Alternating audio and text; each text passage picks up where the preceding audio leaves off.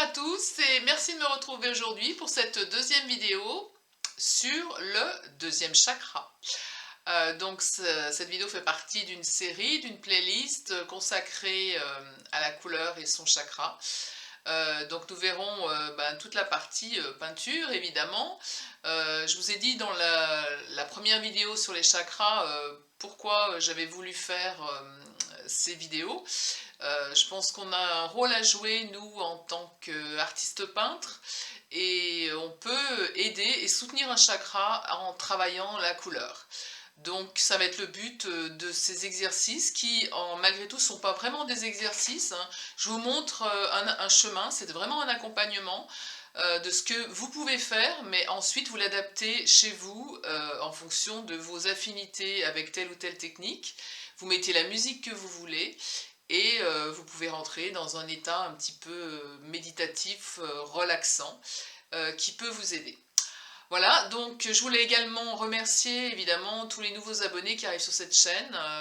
Vous allez voir donc les playlists que j'ai sur ma chaîne, donc de l'initiation à la peinture évidemment. Vous trouverez beaucoup de pédagogie sur cette chaîne. Merci pour vos commentaires qui me sont utiles pour avancer, pour développer la chaîne. Voilà, c'est tout ce que j'avais à vous dire en introduction.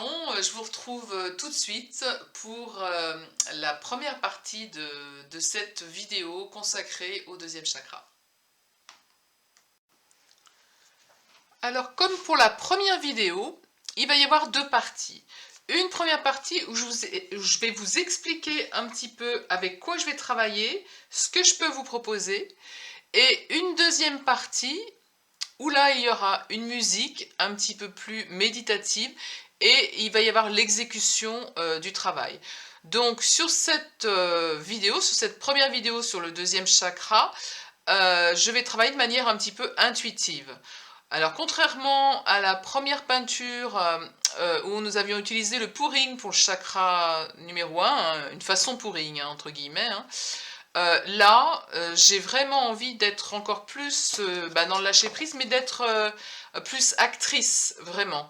Autant pour le pouring, on avait mis une série de couches de peinture et on laissait la peinture, on la dirigeait un petit peu, mais elle agissait.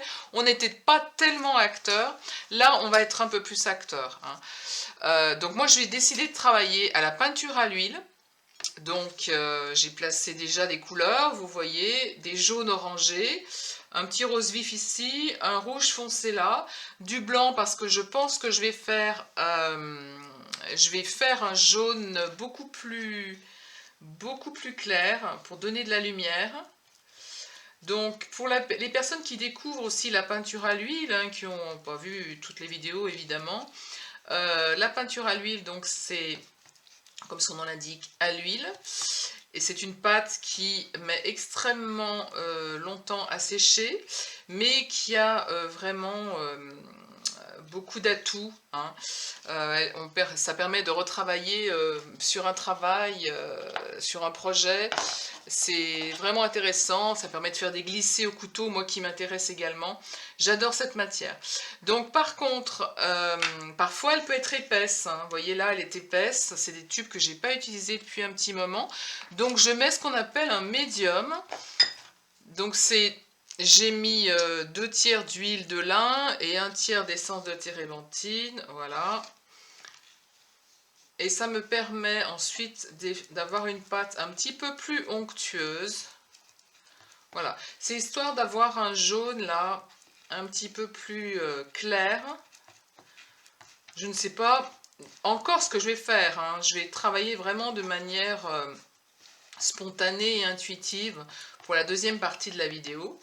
Donc j'en profite hein, pour vous donner des petits rappels, hein. J'ai mis mes couleurs aux extrémités de la palette, je fais mes mélanges au milieu, je travaille avec une spatule pour mélanger mes couleurs, donc vous avez l'habitude, hein. Donc aujourd'hui, peinture à l'huile au couteau.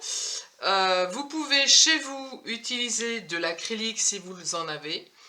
Vous pouvez utiliser des couteaux si vous en avez, mais Vous pouvez également réaliser cette peinture, une peinture avec la musique qui vous convient, mais le but, il faut que ce soit orange, hein.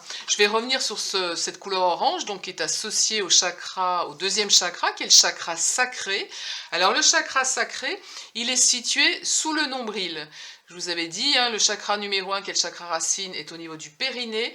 Le chakra sacré, donc, qui est tout le long, hein, enfin, je veux dire, les chakras sont alignés sur une ligne comme ça. Donc, notre chakra sacré, ensuite notre chakra racine, pardon, et ensuite le chakra sacré qui se situe juste sous le nombril. Voilà. Pour les personnes qui font du yoga, c'est des notions qui ne doivent pas vous être étrangères, hein. Alors, on associe, je vais dire en deux mots un petit peu à quoi est associé le chakra sacré. C'est un chakra qui est important puisqu'il est lié à la création. Donc, on est vraiment en plein dedans, hein. Alors, pas que la création artistique, hein, c'est aussi la création, les projets personnels, hein, l'entrepreneuriat, hein. Donc, les personnes qui ont besoin de soutenir un petit peu ce chakra en ce moment, eh bien, pourquoi pas, vous pouvez vous aider en mettant des vêtements, par exemple, de couleur orange, en utilisant, alors je ne connais pas grand-chose en lithothérapie, mais je sais que les pierres sont très utiles, l'ambre, on peut porter de l'ambre, voilà. Et moi, à mon petit niveau, je vous propose de vous accompagner sur un travail avec la couleur orange, voilà. Et vraiment, ce chakra m'intéresse aussi, hein, il est lié, donc je vous ai dit, à la création, donc pour moi la création artistique, l'épanouissement personnel, il est lié au sens de la vie, au merveilleux de la vie, c'est un chakra important. Voilà, je vous ai expliqué, donc moi je vais utiliser les couteaux, je vais utiliser, je ne sais pas si j'utiliserai celui-ci, je vous dis, ouais, il y a plusieurs formes de couteaux. On peut utiliser, pour ceux qui n'ont pas de couteau aussi, dans une peinture intuitive comme ça, une carte, hein, une carte de crédit par exemple. Ça permet aussi de travailler de cette manière-là, ça peut être intéressant. On peut utiliser des empreintes, le chiffon, pourquoi pas. Moi, j'avais envie de travailler aujourd'hui avec le chiffon. Donc je ne sais pas, je verrai comment je vais l'utiliser. Mais pourquoi pas des empreintes. Là, j'ai des clés qui servent à... Vous voyez, j'en ai mis sur mon petit châssis là, qui servent à tendre ma toile. Pourquoi pas, ça peut être aussi utile, hein. Voilà, ce qui va vous passer par la tête, c'est très intuitif. C'est vous qui allez parler autour de ces couleurs oranges, avec ces couleurs oranges, sur une musique qui vous parle, moi, que je vous proposerai tout à l'heure, et pour passer un moment agréable et relaxant. Voilà, je pense que j'ai tout dit. Bon, moi, je travaille sur un petit châssis, hein, voilà. La dernière fois, j'avais pris un carton toilé, là, je prends un châssis. Donc, écoutez, c'est parti, hein, pour cette peinture. Donc là, je ne vous parle plus. Je vais y aller. Moi, je vais me mettre dans cet état-là. Et je vais utiliser toutes ces couleurs que je vois. Et je vais laisser parler ma créativité. Et je vous souhaite à vous également un bon chemin dans ce sens. Et j'attends en retour vos commentaires. Et après, je vous dirai rendez-vous pour la 3e vidéo.